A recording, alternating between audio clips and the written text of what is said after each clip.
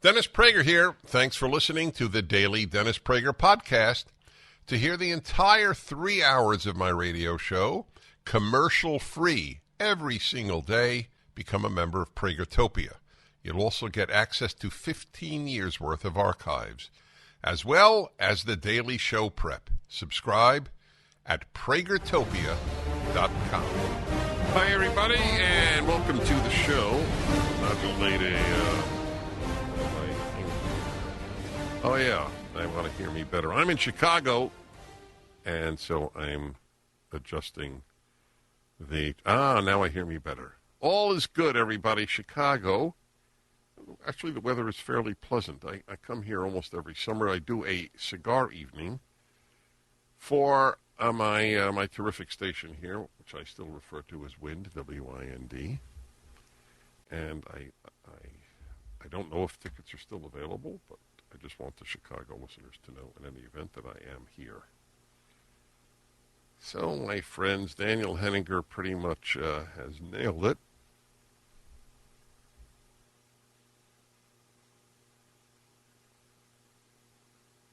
In his piece on what they're doing with regard to Donald Trump.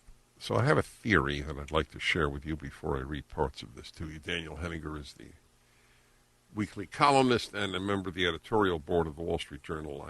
I've had him on the show about a dozen times. He's a thoughtful man, very calm man. He's not one of these rabble-rousing conservatives. And well, as I said, he nailed it, and I'll explain. I have a theory, as I'm wont to do.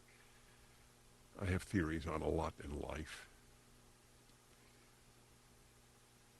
There is a type of human that is not happy when things are peaceful. You probably have one in your family. It is a person who makes chaos because inside of them there is either a boredom when there isn't chaos, or because it creates attention, gives excitement to life, which is otherwise boring. I believe that the left personifies this trait. The constant creation of chaos is obviously meeting a need in those on the left, whereas most of us on the right, there might be people like this on the right, I don't know any, but there might be. We're basically happy when things are calm and essentially not exciting, because our lives are exciting. It's exciting to go to work. It's exciting to raise children. It's exciting to be married. It's exciting to have a religious community. Or let's put it this way, it's exciting enough. So we don't want to create a world of chaos. But the left does. And it is constant chaos. It is constant, and it's getting worse. It provides meaning, and that's the greatest human yearning after food, is for meaning. This is the essence of what Daniel Henninger, he doesn't suggest this, but this is what comes to my mind when I read his piece.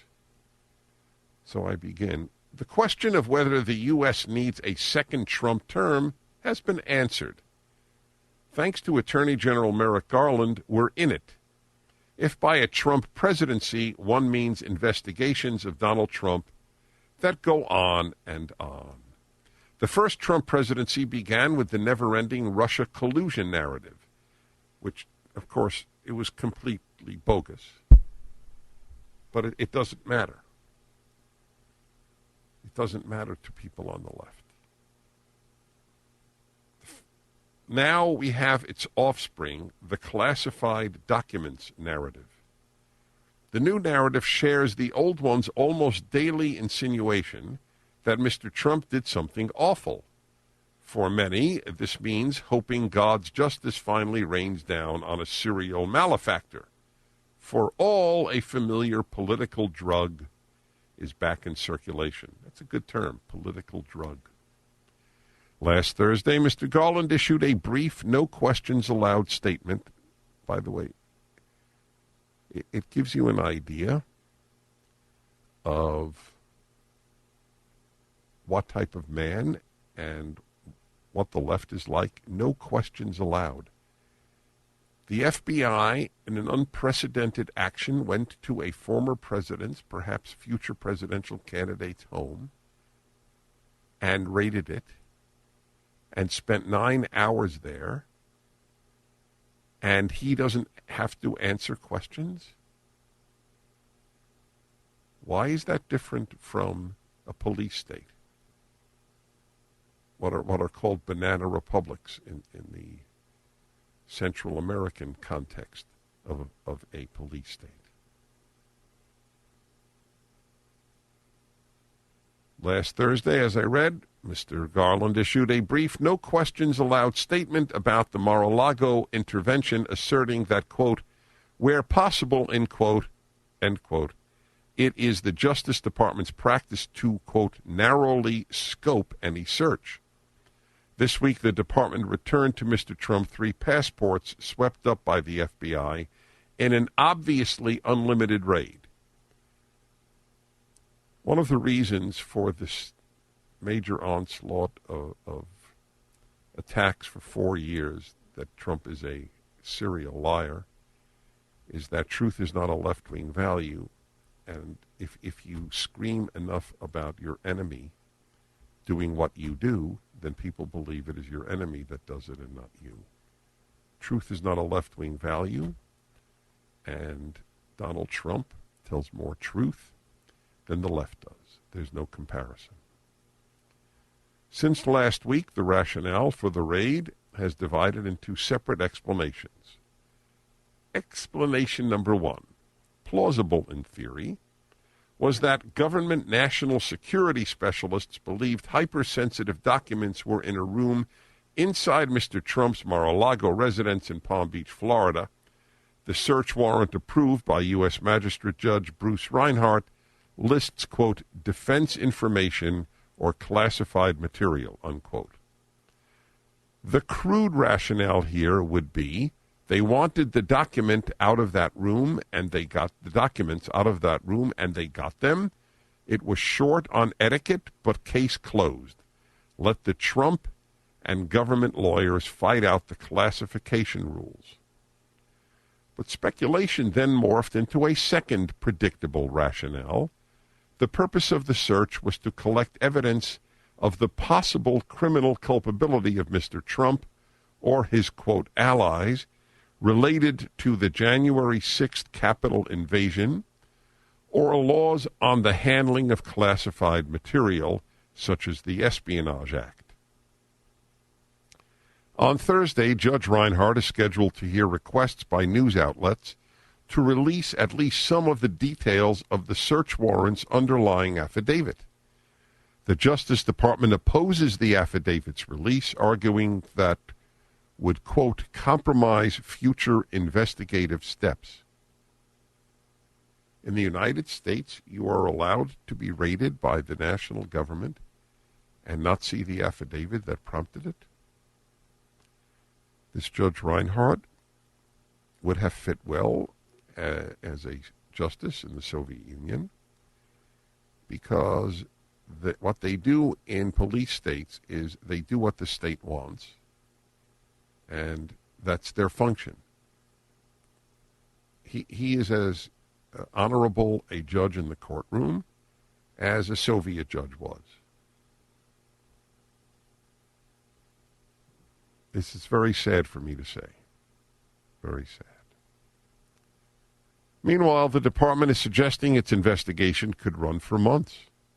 On cue, Representatives Adam Schiff and Carolyn Maloney are demanding that Director of National Intelligence Avril Haines provide them with the, quote, damage assessment.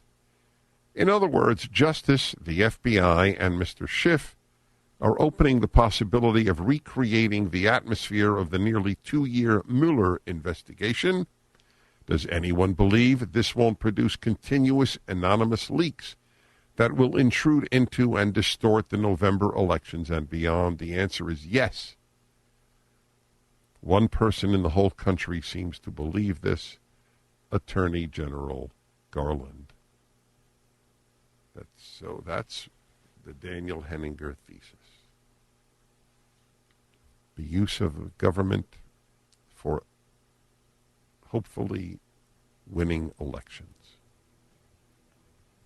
The United States is a different place than just even a decade ago. The Dennis Prager Show. Even though rates are inching up, they're still historically low. So if you're tired of the high cost of renting, there's still time to buy a home. Whether it's your first home or your dream home, Andrew Del Rey and Todd Avakian at andrewandtodd.com are the ones I recommend that you contact to get you financing and into your new home. They're not just mortgage brokers, they're lenders with Sierra Mortgage. They've been through multiple up and down economic markets like the ones we are seeing today. They have years of experience to get you into your new home. Just go to andrewandtodd.com. Whether you're considering owning versus renting or seeking a safer haven for your family in a new state, now is the time to get a pre-approved loan to give you the edge over other buyers when it's time to make that offer. Go to andrewandtodd.com today. Don't wait. Get your pre-approved loan today while rates are still historically low. Go to andrewandtodd.com. I am reading to you from Daniel Henninger and what his theory is. His theory is that this is the second edition of the Russian collusion lie. This is the current one, looking for a way to indict the president in order to obfuscate the damage done to the country in just the short year and a half that the Democrats are in power. I never, or almost never, note Joe Biden. Joe Biden is irrelevant. You could put a robot in the presidency. Well, we have. But what matters is it's a Democrat. It was irrelevant until Gorbachev. It was irrelevant what communist was in office. Admittedly, in such a dictatorship, some were worse than others. Stalin was worse than Khrushchev, but it stayed a totalitarian state. So it's irrelevant if it's Kamala Harris, if it's Adam Schiff, if it's Chuck Schumer. It's you name the Democrat, and it's almost irrelevant. You will have the damage that you just saw in the last year and a half. So what they are doing is trying to focus the attention of the country onto Donald Trump. And for all I know, it may work. Don't look at the damage we're doing to the country. Look at Trump. Look at Trump. Look at Trump. Like a magician, you're looking at the wrong thing.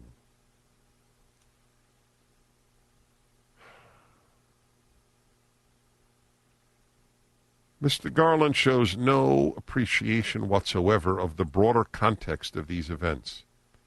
The U.S. is on edge. At no recent time has its population been more divided or depressed. A Fox News poll reported 75% dissatisfied with the country's direction, hitting 91% among independent voters. Another Trump investigation with the likelihood of a conviction years off will make it worse. Imagine if it goes to court next year or in 2024. The Homeland Security Department this week reported picking up social media chatter about civil war.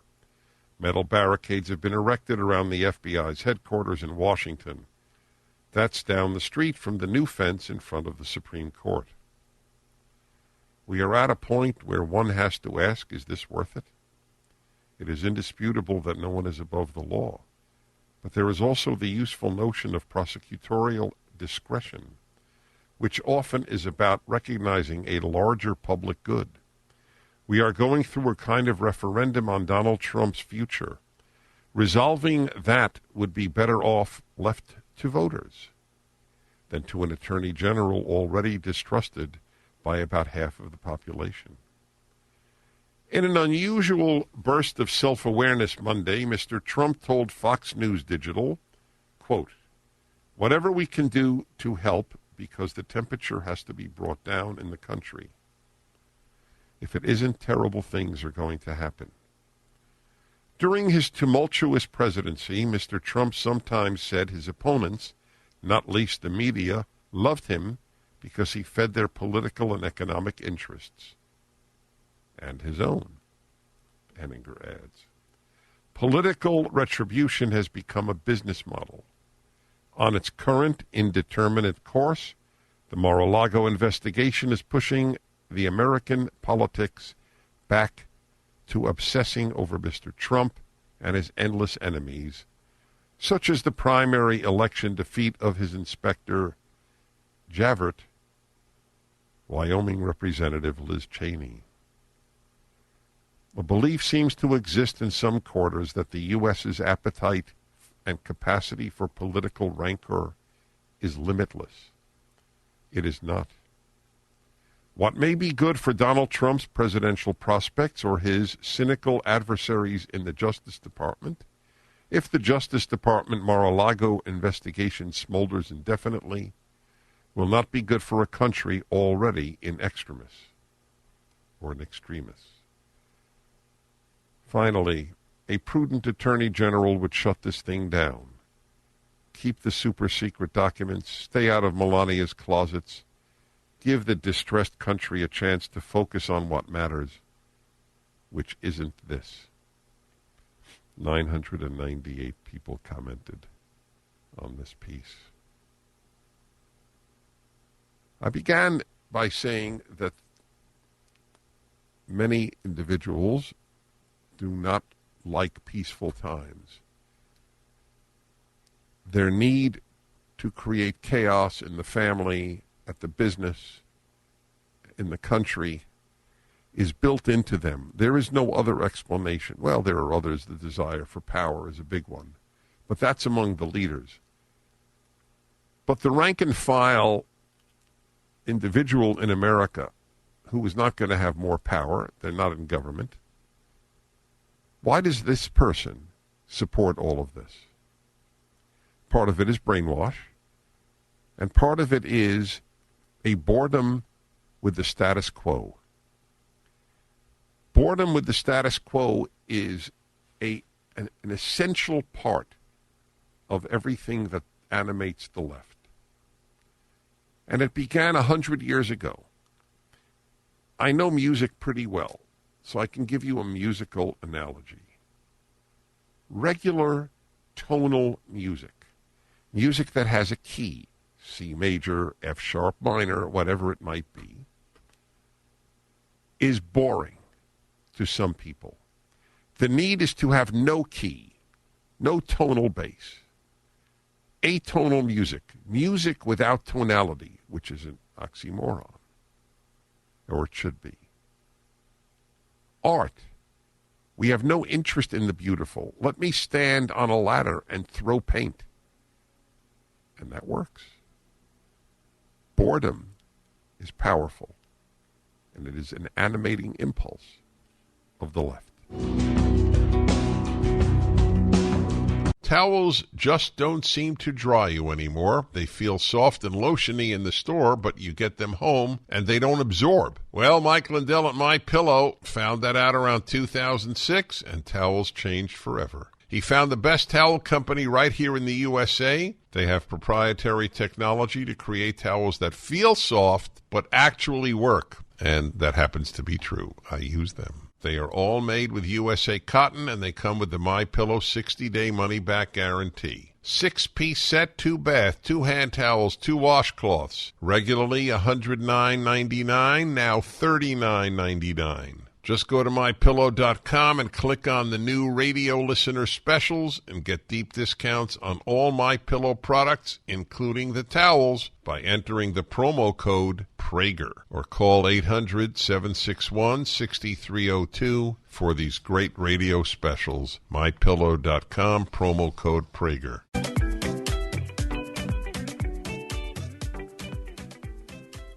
If I had to list the 5 greatest institutions in America fighting for this country, Job Creators Network would be one of them.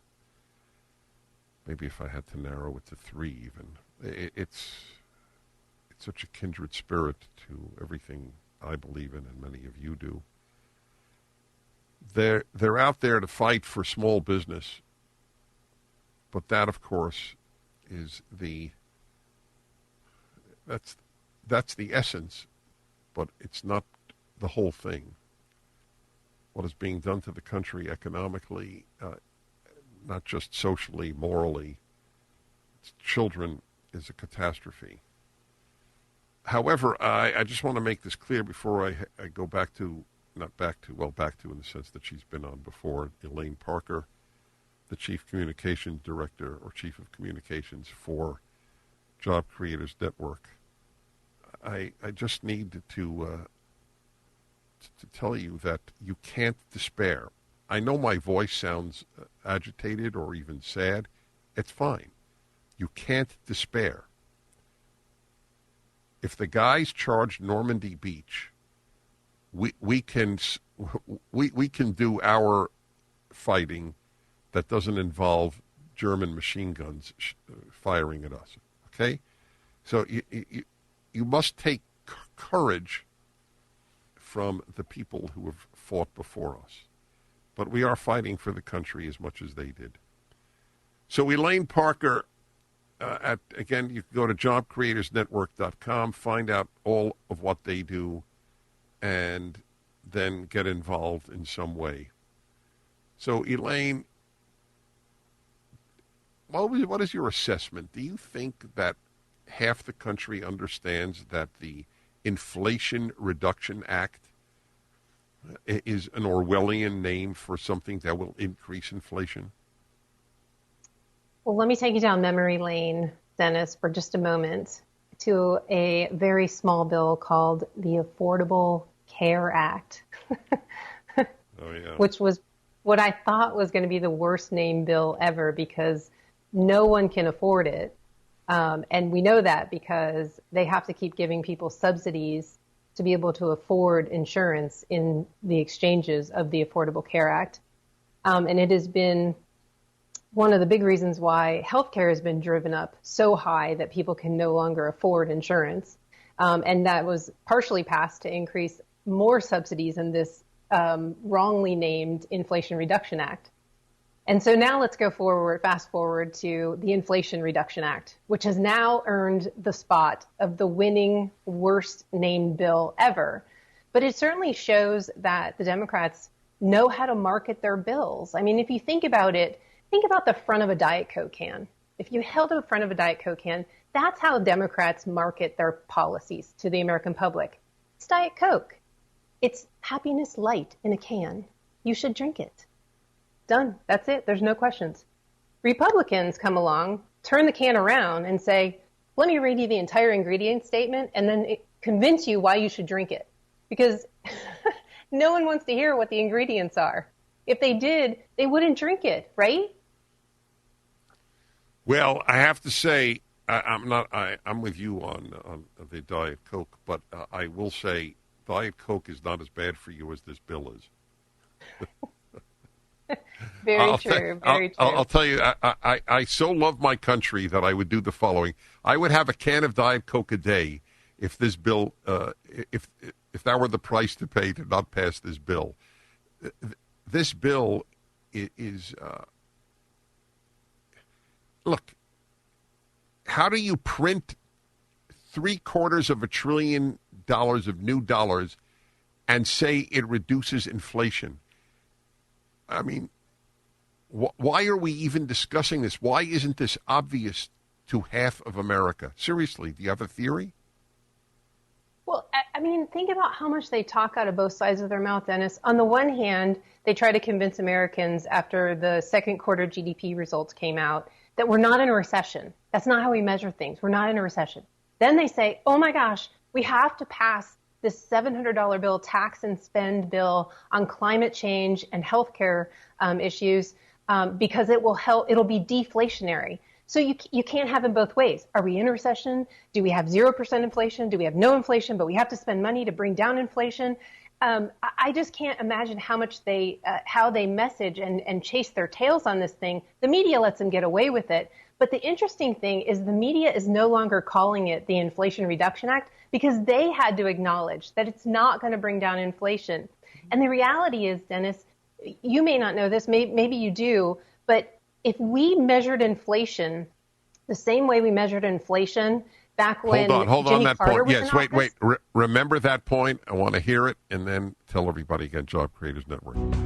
Uncle Tom 2 is the eye-opening documentary everyone in America should see. Dennis Prager here, and Uncle Tom 2 offers a compelling and brave analysis of the true history of Black America. The cultural shift from prosperity, integrity, and faith to its current perceived state of anger, discontent, and victimhood. Uncle Tom 2 offers historical footage, photos, correspondence, and data to reveal the genuine strides of Black America in the 20th century, the deliberate Marxist strategy to create racial tension and replace God with government, the NAACP's sinister agenda, the fall of Black Harlem, the truth behind Black Lives Matter, and the demoralization of America for political power. Don't miss Uncle Tom 2 from executive producer Larry Elder and director Justin Malone, with Brandon Tatum, Vodi Bakum, and Chad O. Jackson. Pre-order it today at salemnow.com. Watch the movie on demand or buy the DVD on Friday, August 26th at salemnow.com. That's salemnow.com. Hi, everybody. I'm Dennis Prager.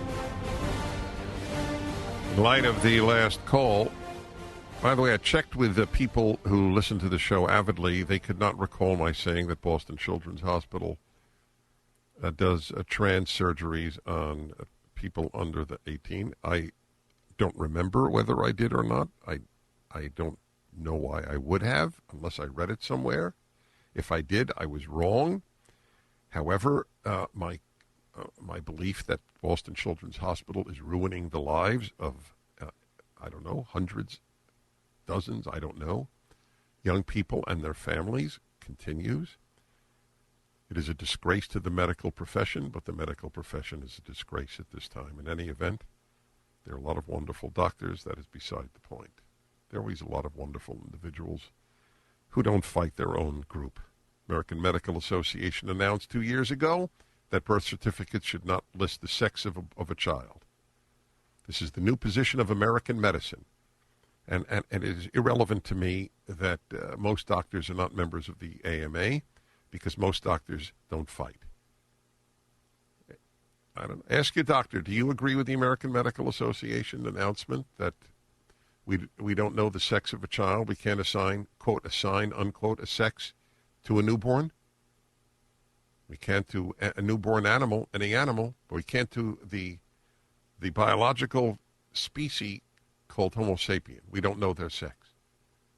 There's no objective sex. This is medical position today, and most doctors say nothing about it. Like, I don't expect doctors to be fighters any more than I expect heroism, guts, courage from taxi drivers or physicists or any other profession. The difference is that a lot of doctors think that they're godlike because they save lives, and they do save lives. It's very easy to think you're godlike. You know what the Talmud says?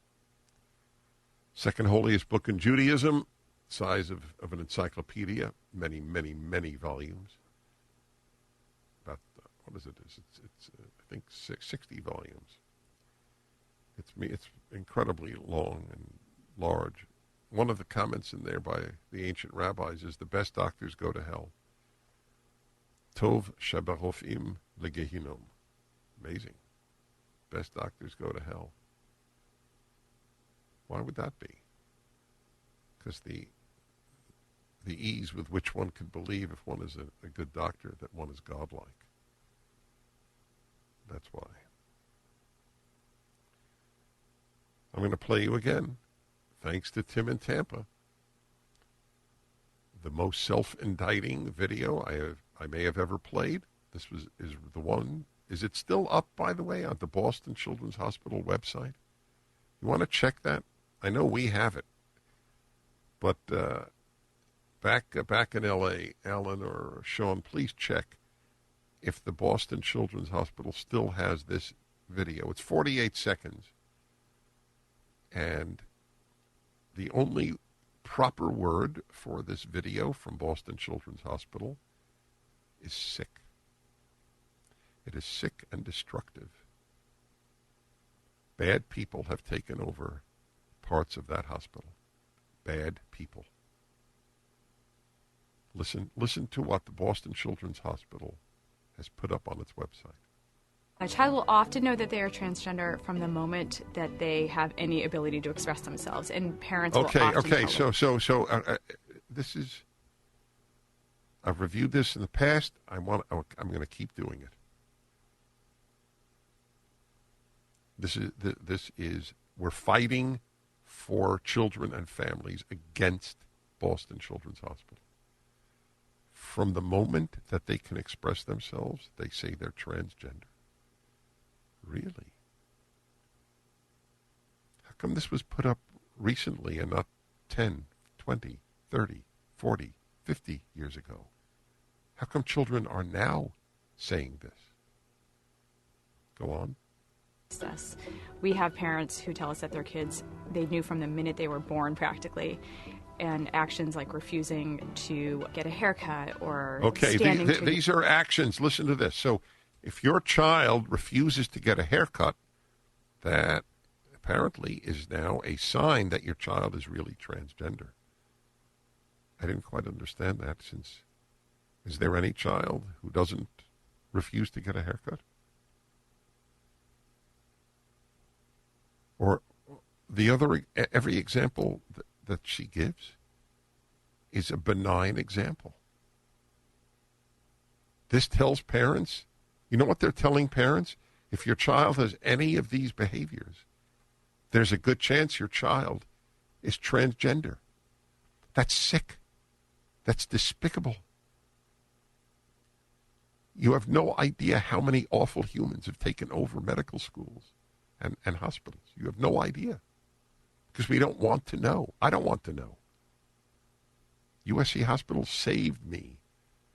My gratitude to them is immeasurable. And I'm not even pointing to USC Hospital as being taken over by the woke. I have no evidence that it has. But many have. Let's hear the other examples of why you might have a transgender child. Urinate, trying to stand to urinate, refusing to stand to urinate, trying on siblings' clothing, playing with the, quote, opposite gender toys, things like that. There is more and more a group of adolescents that we are seeing that really are coming to the realization that they might be trans or gender diverse a little bit later on in their life.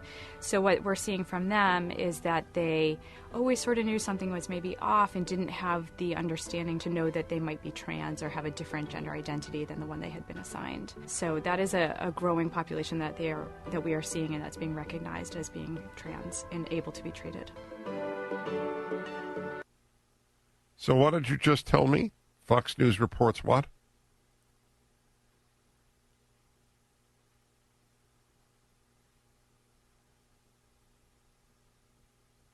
Send me the people. But it doesn't mean that they're. But are they dropping this video? Is vaginoplasty in this video? That's so. I see. Boston Children's Hospital deletes references to vaginoplasties for 17-year-olds amid online furor. So is it 17 or not? Do you know what the beauty is? This is the beauty. Nothing that was just played or said has any impact on Tim in Tampa. I'm not mistaken, he claimed he was a doctor because he calls a lot. And I always take it. I always take him. I'm so curious to know what that mind comes up with.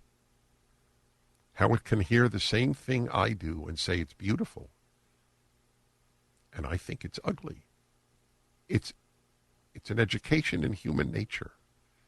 To hear Boston Children's Hospital advocate that if your child does any one of these completely normal behaviors, they might be trans and you should bring them in as close to the time they could speak as possible, like at 2 or 3. You have a transgender 3-year-old. This is a disgrace. But my caller in Tampa thinks it's beautiful. The answer is, I have to believe, is built into one's nature. I don't know how you watch that video and think Boston Children's Hospital is helping human beings. I don't know. It's they should be saying the opposite, the literal opposite. Boston Children's Hospital will help your child make peace with his or her actual sex. Your child will be happier. A boy that remains a boy and a girl that remains a girl, in 99.9% of cases, remains a happier person over time. And will help you. Lovingly help you. No, we wouldn't say that. They're in Boston. Why would they say that? They're affiliated with Harvard. Why would they say that? The Boston website stated as recently as August 12th that, quote, to qualify for gender affirmation at Boston Children's Hospital, you must be at least 18 years old for phalloplasty or metoidoplasty and at least 17 years old for vaginoplasty. Ooh.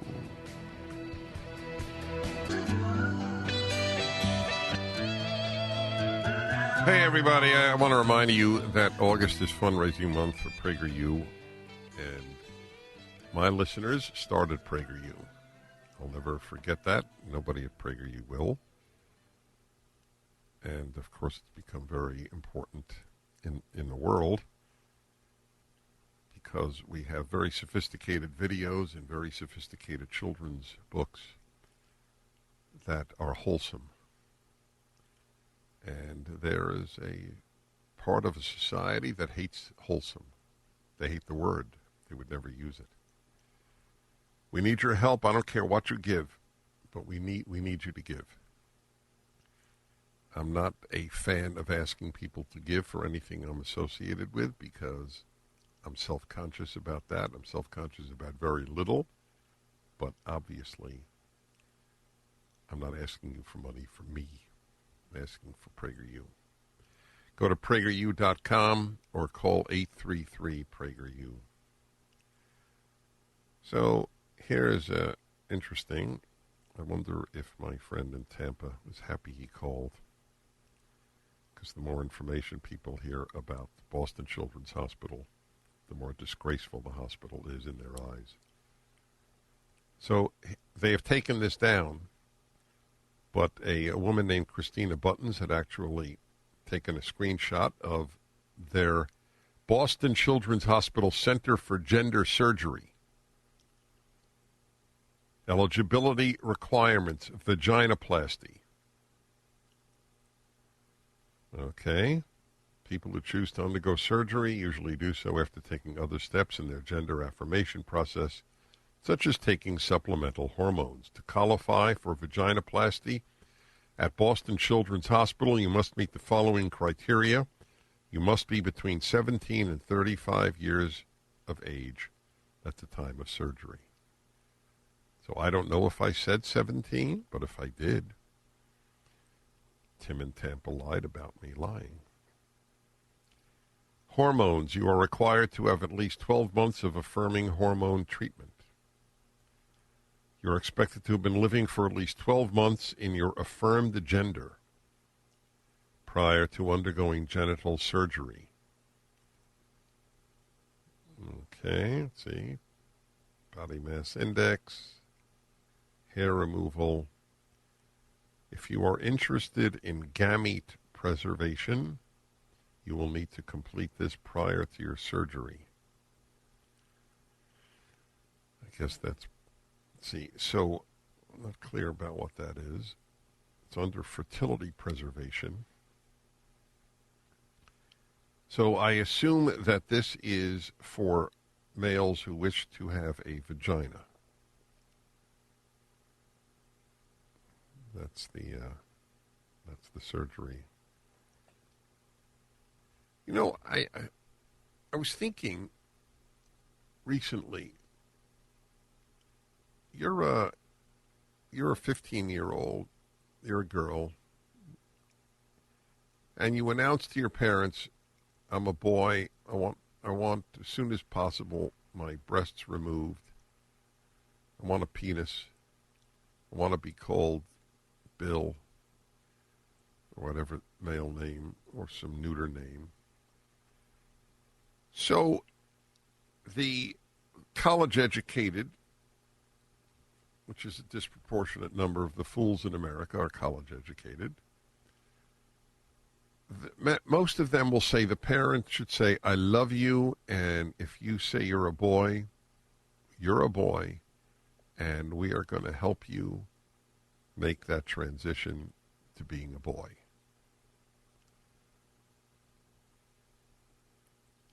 This is a brand new approach. All through history, parents would have said to their 15-year-old girl, and by the way, that in and of itself would have happened so rarely as to be almost non-existent. This is a social construct. Girls in these numbers saying that they're boys is not biologically induced. It is sociologically induced. But should a daughter have said that, the parent would have said, "Honey, we love you, and this is troubling because you're really a girl. Nature made you a girl." If the parents are comfortable saying God made you a girl, and maybe there are other issues, honey, that are predisposing you to think that you're really a boy, but you're not a boy. And maybe we should tackle those other issues. Another thing that I was thinking, there is often a narcissism here where parents are expected to turn on a dime. "Oh, you're not a girl, you're a boy. Oh, you're not a boy, you're a girl." And if they don't, they're considered transphobic. They're haters. You are labeled a hater if you don't turn on a dime when your child says that he is a she or she is a he.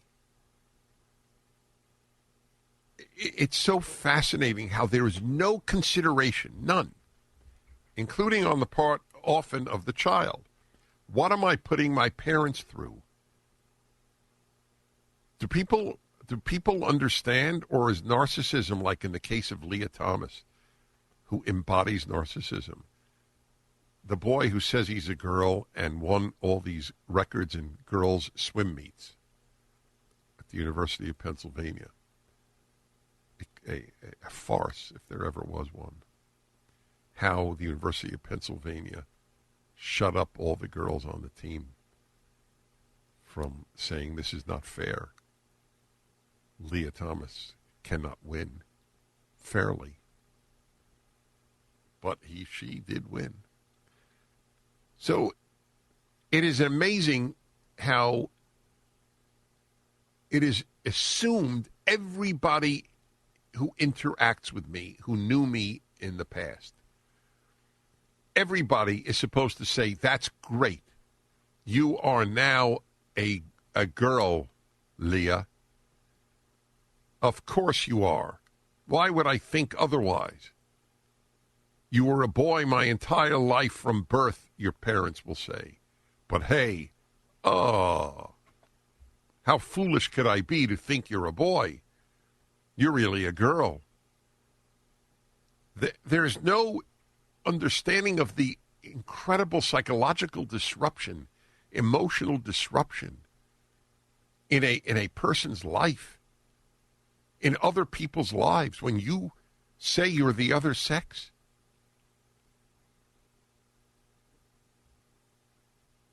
None. Everybody will go along with what I say, or you are a hater. Mom and Dad, you have only one option: to affirm that I am a boy, or to affirm that I am a girl, even though you have raised the other all of your life, all of my life. You have no option. A real highlight for me. What was that, Sean? A real treat for me and for many of you, as I see in emails and people send to me where they meet me. It's fundraising month for PragerU, August, and I feature regularly a member of PragerFORCE, the young people's group that has 20,000 members around the world, and it is a joy to meet many of them. A joy to meet, frankly, and all of them. All right, let's go to, we're going to meet one right now in Plano, Texas. It's Ava Kosoy. Did I pronounce your name correctly? It's Kosoy. One second. What did I get wrong? Is it A-Y or O-Y? O-Y. Oh, it was spelled wrong here. Okay. Not the first time. All right, so it's Kosoy. And Ava is your first name. Ava, how old are you? I'm 19. Well, it's a joy to meet you. And have we ever met in person? Unfortunately, no, but it's an honor to talk to you right now. Well, that's very moving to me. Thank you for saying that. So let's begin at the beginning. How and when did you discover PragerU? Well, I mean, whenever I was driving with my dad to school or something, I would always listen to your radio show because that's what he always put on. So I knew that PragerU existed because you'd mentioned it in your show. But I didn't start watching videos until political talk in school became unavoidable at that point.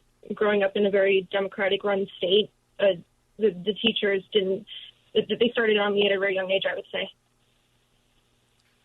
And then, so what did you do then? Did you watch the PragerU videos?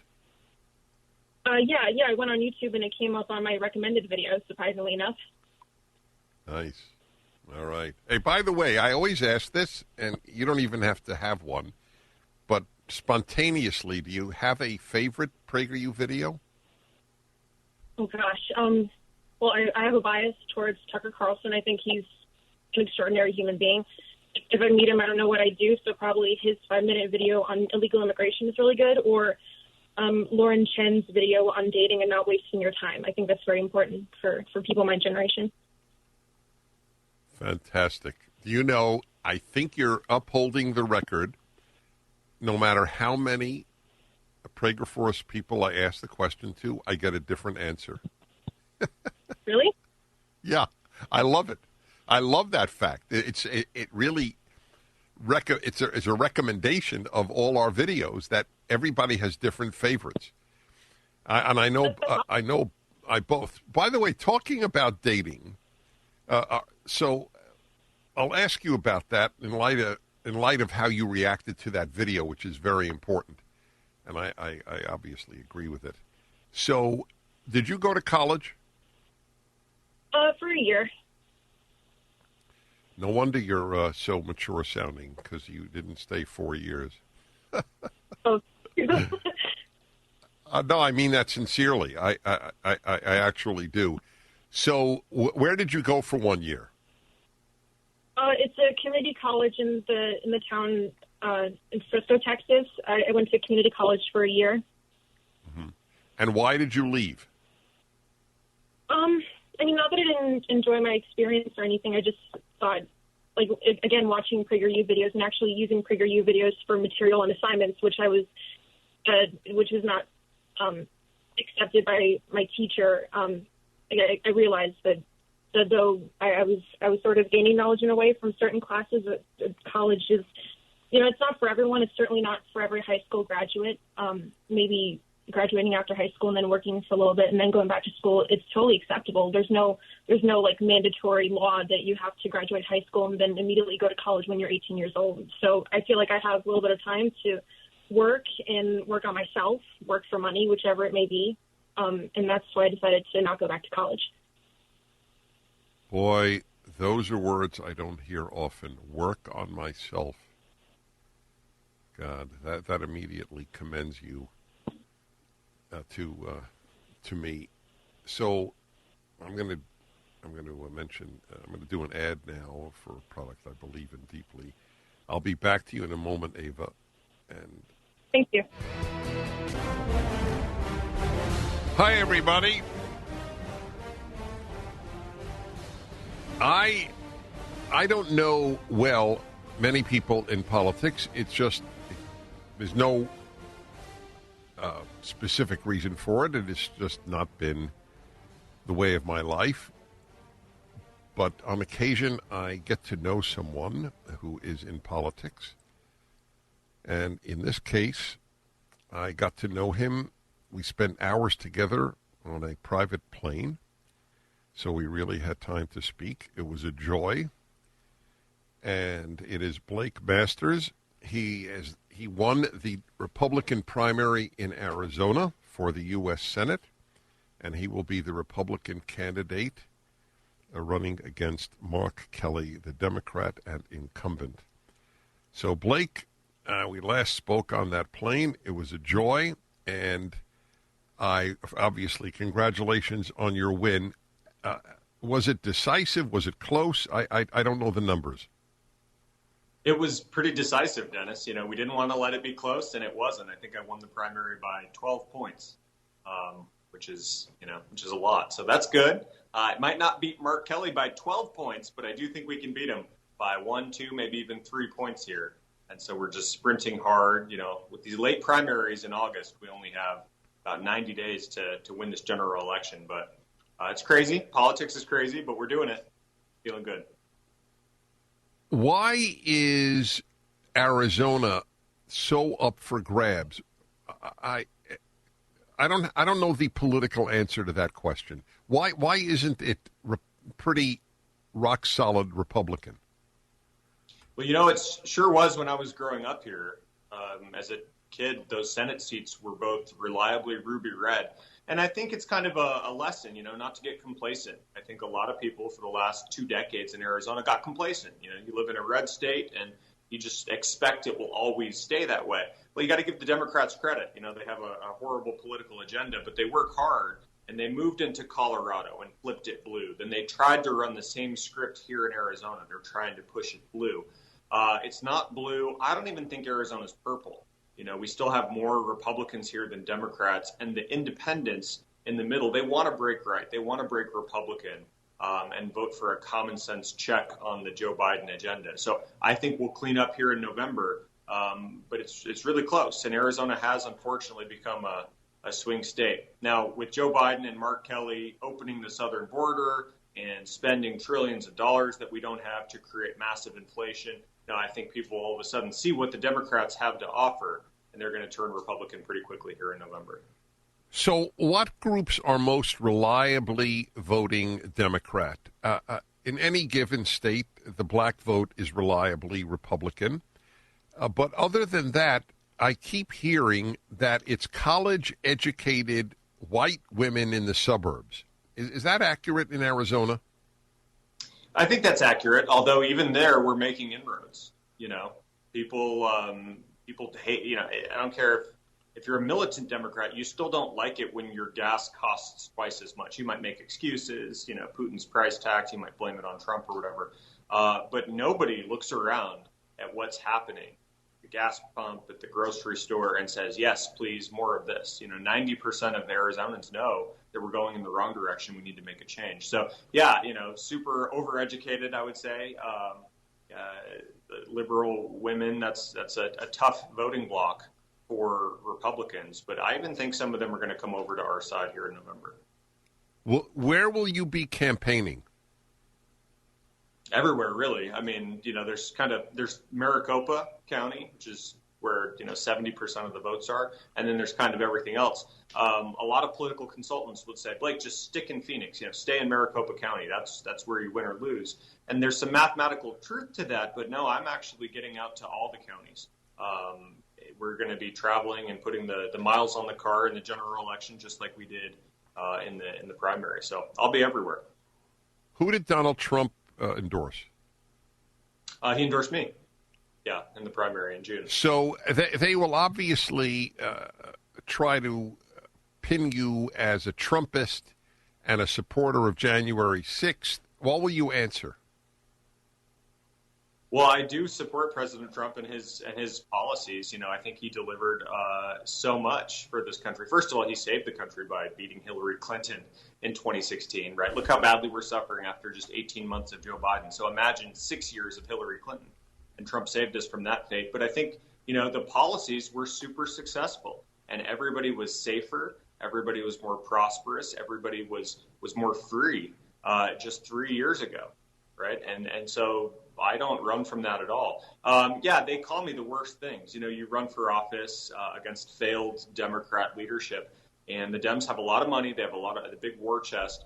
They'll call me a terrorist and a racist and an insurrectionist and all this garbage. But my job is to let that roll off my back, right? Put a smile on my face, happy warrior, and just talk to people about the issues that actually matter, like this southern border. Wouldn't it be nice if we had some border security, right? Wouldn't it be nice if we had 2% inflation instead of 20% inflation in the greater Phoenix metro area? And so these very common sense issues. Wouldn't it be nice if we supported our police? Right, the Democrats want to defund the police. They're uncomfortable with the very idea of police. Well, what if we just train those guys well and let them do their jobs and slap the handcuffs on bad people who commit crime? How about that? These commonsensical issues, that's what people are looking for. They're looking for a leader who's going to stand up to this insanity, and who's willing to tolerate the arrows. And that's what I'm doing. So they'll lie about me. They'll call me horrible things, insurrectionist, and it's all just kind of BS. Just gotta cut right through it.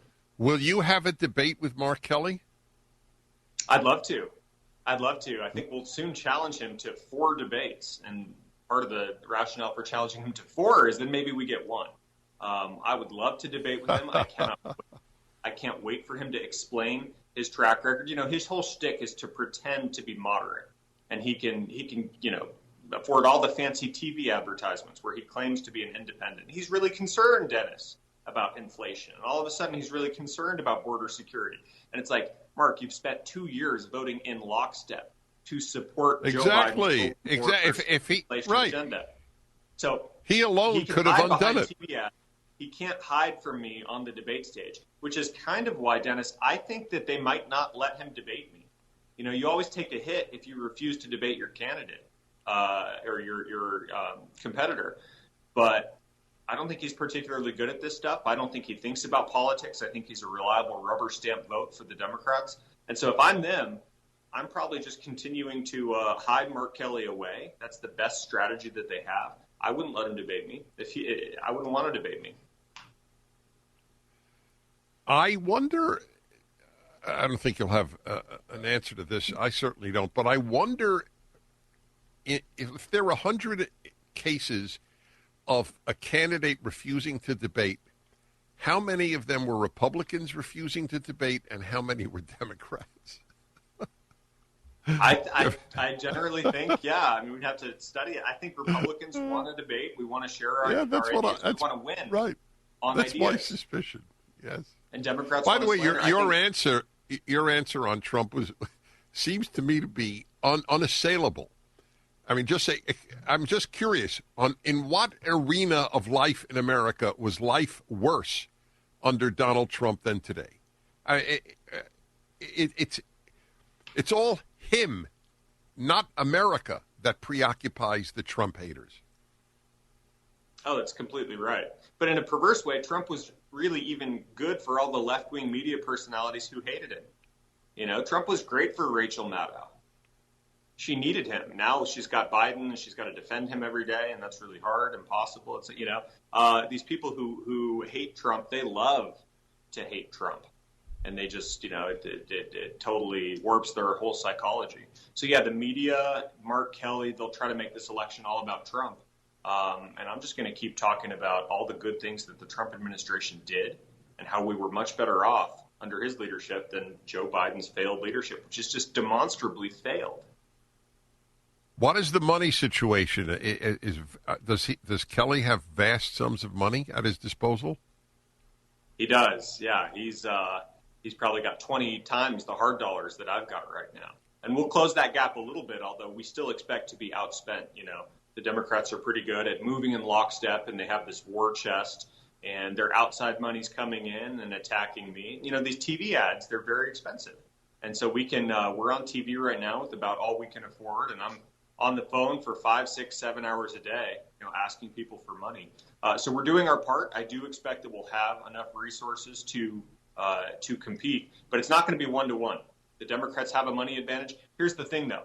Money's important in politics. You got to have enough, but you can't just buy an election. Money magnifies a message. And Mark Kelly, he's got to lie with his dollars. He's got to lie about me. He's got to lie about his own record. And I don't think that works. We just have to tell the truth. We get enough money. We tell the truth about his voting record. We'll win this election. What is your website? Very simple. Just go to blakemasters.com. Well, there's a lot here. By the way, it's blakemasters.com. He's a formidable figure. I hope he wins, of course, in Arizona. It was a very impressive evening that we spent together on a private plane, having hours to talk. I saw him as a human being, and in every way I was impressed. So I want to bring to your attention a Charles Blow piece. Charles M. Blow, I can't say he's the angriest of the New York Times columnists, but there's none angrier than he. Every column is the same about how evil Republicans are, and I want to read to you from it. It's in today's New York Times. Is it today's? Let's see, August 7th. Yes, today's. And what is the title? Republicans are America's problem. That's right. We are. I am America's problem, my friend. That's why I say, stop being naive. There is nothing that will bring us together. The gulf is not just a values gulf. It is a perception of reality gulf between left and right. They think public schools are wonderful for kids today. Storybook, drag queen story hour is a wonderful thing for kids. Disney no longer saying boys and girls. It's a wonderful thing. It's inclusive. All black dormitories at colleges. It's a beautiful thing. Affirmative action with regard to airplane pilots. Oh, if anything, it'll make flying even safer. We see reality as opposite from one another. So I'll give you some quotes from here, from his piece, and that might help. Let's see. Trump. Let's see. There was a time when Republicans believed that it would need to be packaged in politeness, their message, compassionate conservatism, and the party would eventually recommend a more moderate approach intended to branch out and broaden its appeal in its autopsy after Mitt Romney's 2012 loss. But Trump offered them an alternative, and they took it. Instead of running away from their bigotries, intolerances, and oppression, they would run headlong into them. They would unapologetically embrace them. Okay, so here's a good example of, we think Charles Blow is lying about Republicans. I mean, it is an out and out. It is as much a lie as the sun is dark. Okay? That Republicans are characterized by bigotry, intolerance, and oppression.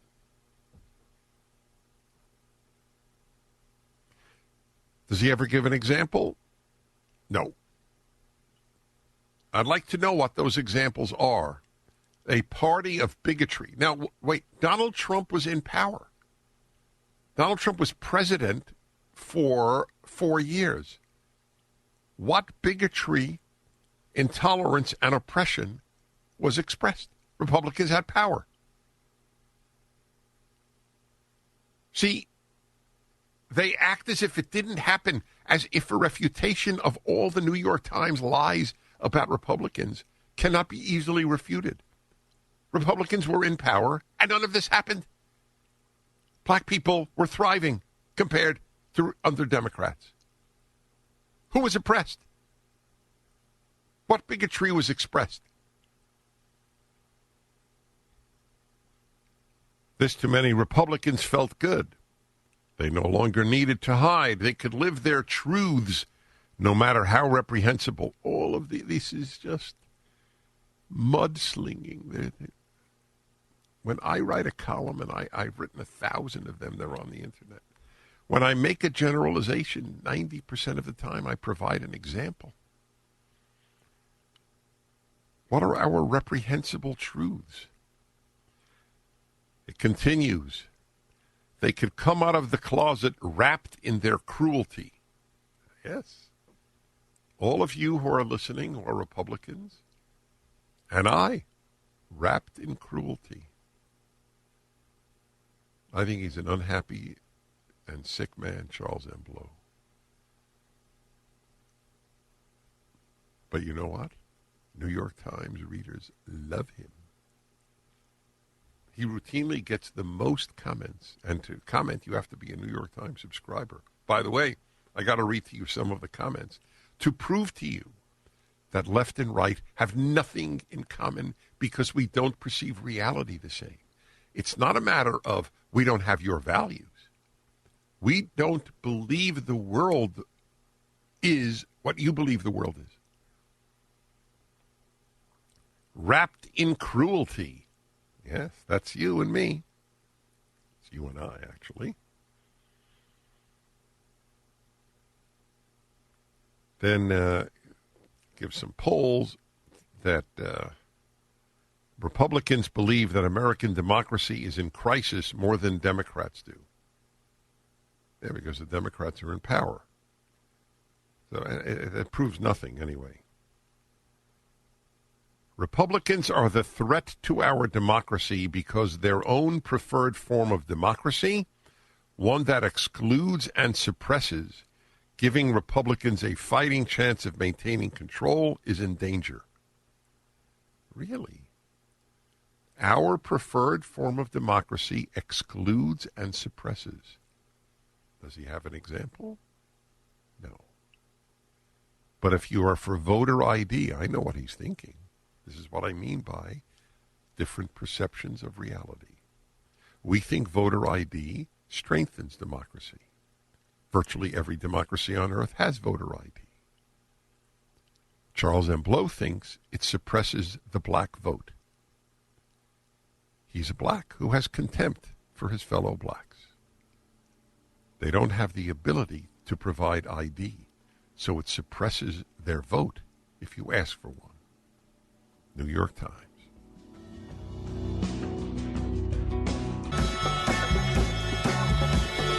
I'm getting ready to go.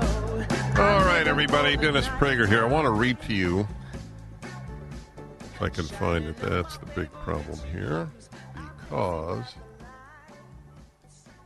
I have too many things up. But I need to read to you comments on Charles Blow's piece that I just read you from, that Republicans are cruel. We are wrapped in cruelty. We're not merely cruel. Wrapped in cruelty. They're not. They're the kind party. I would argue. I mean, just on defund the police.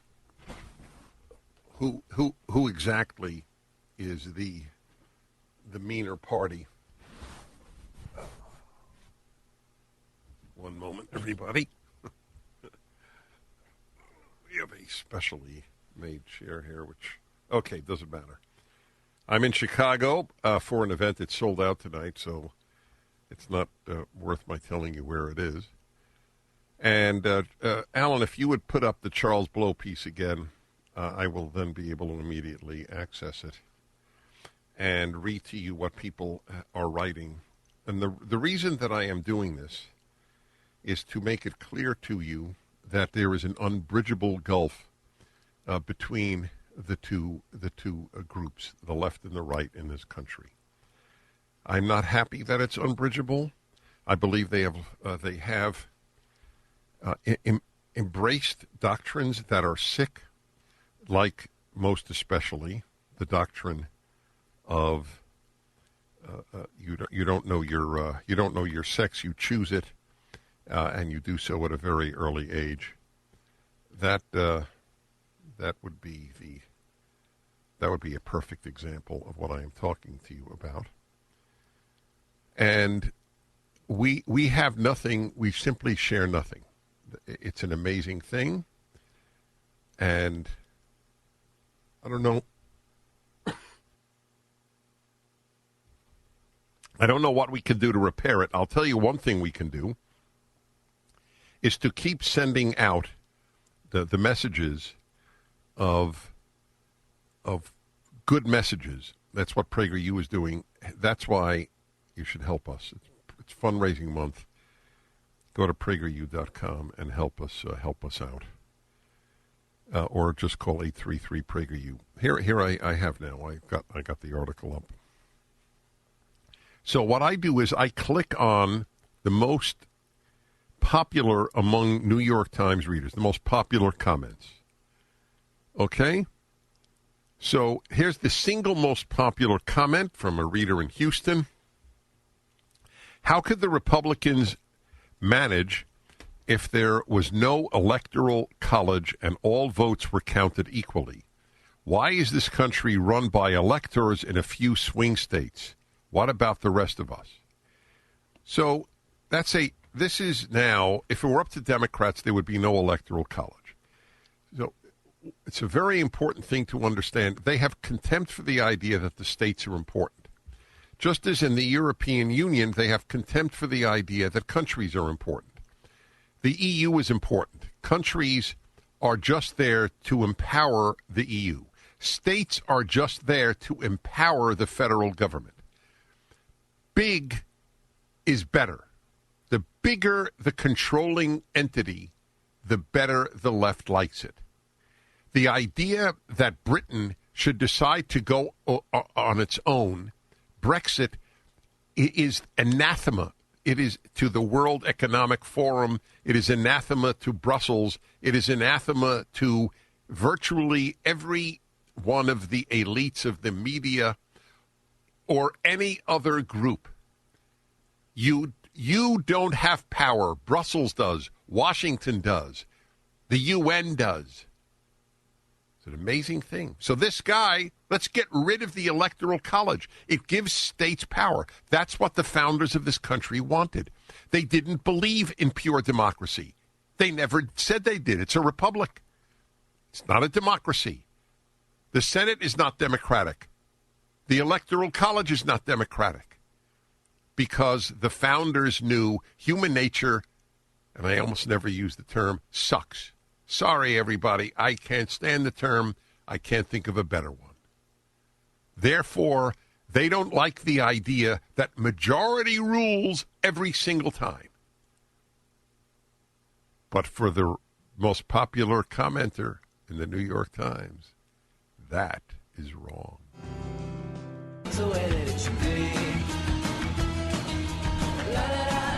Hi, everybody. What is this, the final segment of today's show? Is that right? I can't believe it. Oh, wow. I'm in Chicago. The event is sold out. And I look forward to seeing all of you who are coming. I'll be here, God willing, next year for another cigar night in Chicago. I'm sure I'll be in Chicago before then as well. And so sign up.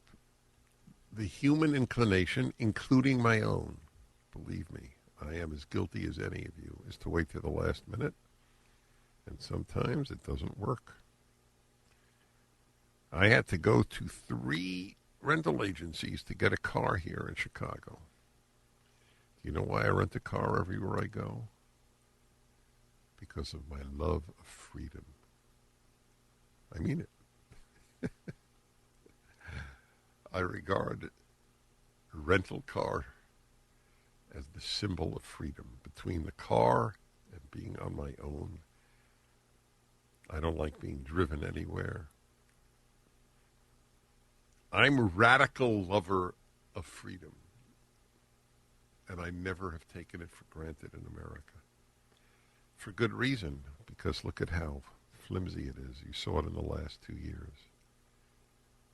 Close your schools. Ruin kids' lives for no good reason. Okay, we'll ruin our kids' lives for no good reason. We'll stop prayer in the church or synagogue for no good reason. Sure, just say so. Fine with us. We're here to obey. That the religious did it is really, that's the distressing part. Adrian in Phoenix, you don't have much time, but go ahead. Hi, Dennis. It's wonderful to be able to talk with you. So, especially since you just talked to Blake Masters, and I worked with a women's organization called Arizona Women of Action, and we're having a summit on August 30th with Amala. She's our keynote speaker. So we're so excited. You chose well. She's phenomenal. I know. Yeah, it'll be wonderful. Yep. Good. So Dennis, we're a women's organization. We are trying to reach out to those women. We had a Win Back Women campaign recently, and that is so important. And one of the things that we do is we try to inspire, engage, and inform women and men. And right now we're working on what's going on at Phoenix Children's Hospital. I know you were talking. Okay, this is really, really important, and we don't have time. Please call me tomorrow. I now am going to enter a new battle, finding out what hospitals are doing, like Boston Children's Hospital. This is among the saddest things to report in American life. But it needs to be reported. Thank you, everybody. Dennis Prager here. Thanks for listening to the Daily Dennis Prager Podcast. To hear the entire 3 hours of my radio show, commercial-free, every single day, become a member of Pragertopia. You'll also get access to 15 years' worth of archives, as well as the daily show prep. Subscribe at pragertopia.com.